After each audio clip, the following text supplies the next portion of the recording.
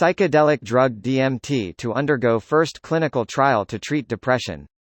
Here's a summary of the article. In the first study of its kind, UK regulators have given the drug dimethyltryptamine the green light for a clinical trial into its effectiveness in treating patients with depression. The trial will be run by the Centre for Psychedelic Research at Imperial College London in collaboration with a neuropharmaceutical company called Small Pharma, who described the approval as a truly groundbreaking moment in the treatment of depression. The trial will initially see healthy participants given the drug, but is expected to be followed by a second study of volunteers with depression, who would also receive psychotherapy counseling. DMT can deliver a psychedelic experience in 20 minutes, according to Small Pharma CEO Peter Rands, as well as having other unique properties that lend itself to clinical use. The naturally occurring compound has a similar pharmacological structure to psilocybin, found in magic mushrooms, and LSD. The drug is a controlled substance, classified as a Class A drug and carrying a maximum penalty of 7 years in prison for possession and life imprisonment for supply. The team hope to begin the first trial January 2021. The regulator's approval also follows a report from the neoliberal think tank the Adam Smith Institute in July, which urged the government to relax restrictions on psilocybin to allow more research into whether the substance could be used to treat depression. This post received a score of 36,000, with an upvote ratio of 95%. Here are the top comments in response to this article. This is for the UK, for whoever is wondering. Because half of Reddit doesn't read the articles. Bold of you to presume half of Reddit reads the articles. I read half your comment and scrolled down assuming I knew where it went. I was right, man, shrugging medium skin tone. That's crazy, man. Jamie pulled that up.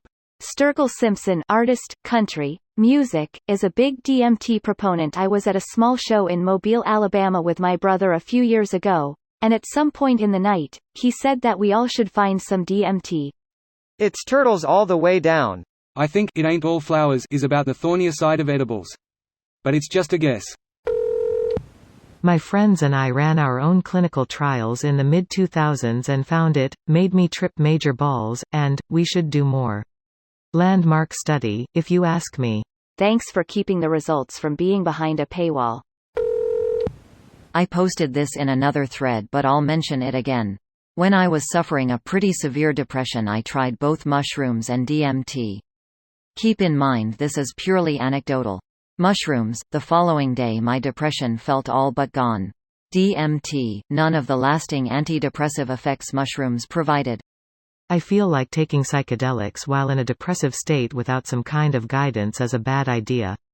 You might have a good outcome, but it could just as easily go very badly. I was dealing with a lot of depression and anxiety and wasn't in the right headspace during a trip, and it was awful, one of the worst experiences of my entire life. On the other hand though, having prepared properly as best I could and just kind of letting go on another trip, I had a lot of peaceful realizations of things that had been bothering me, and it felt like I could see things from outside of my own perspective, so I didn't feel attacked or defensive about it, just kind of noticed it and was like, oh yeah, that doesn't make any sense, I should stop doing that and do this other thing instead that would probably help, and for a solid 2 or 3 months I was able to change my habit away from that negative and replace it with a positive. I definitely fell away from it after that 3 months, but it's my own fault for not being disciplined enough. I imagine with a professional guiding you through therapy though there's a lot of positive change that can be facilitated through psychedelics, but again that's just based off my own anecdotal experience. I think the therapeutic doses they're trying for clinical use are sub-psychedelic, i.e. you don't trip, and take it more frequently over longer periods. And while I agree you need a good mindset and physical setting to have a good trip, working through hard shit like anxiety, depression is the point here, and why lower doses are better, to reduce risk of a harmful trip. This video was automatically created by Reddit to speech. The article and comments in this video were selected from Reddit according to their upvotes, and any paraphrasing was performed by smmry.com, without any human intervention.